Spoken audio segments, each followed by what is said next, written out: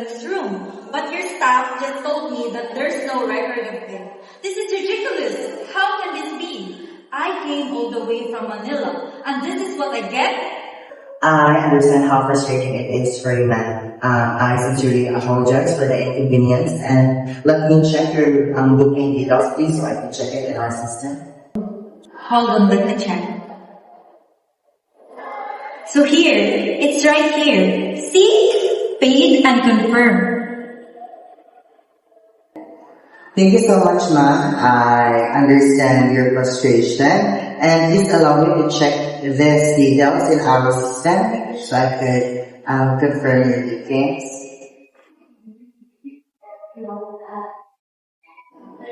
It seems like there is a system error in in your reservation, ma'am, and that is why it is not reflected properly in our system. So I am truly apologize for it. A system error? Well, that's not my problem. I want my room booked now.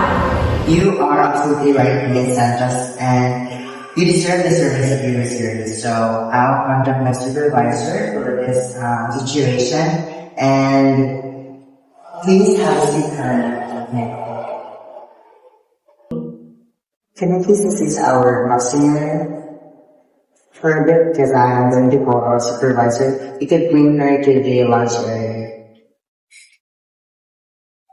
Excuse me, ma'am. Please allow me to assist you to the lunch area.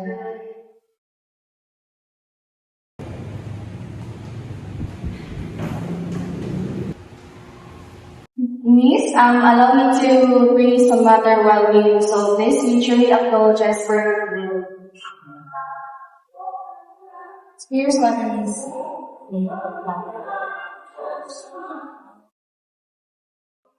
Gosh, this is so frustrating.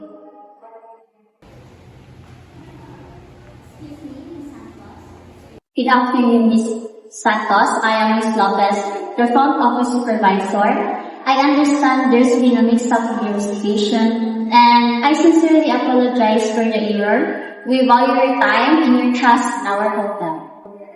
It's okay. I just couldn't understand how could this happen because I have everything confirmed.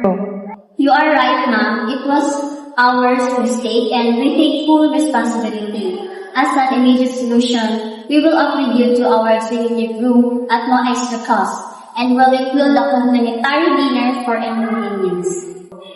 Alright, it's okay. I understand that. I just wanted to be treated fairly. Tingnan mo, nag-i-assist you sa contest, ma'am.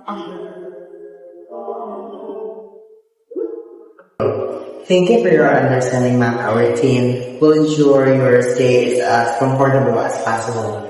Thank you for your patience. Thank you, and I can see that you all are trying your best, so I'll check in then. Okay.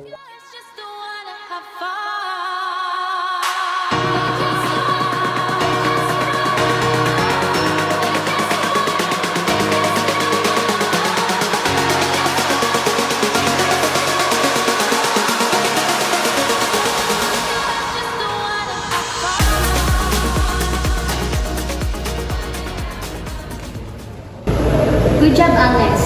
You handled it professionally, calm, empathic, and solution-focused. That's what excellent service is all about.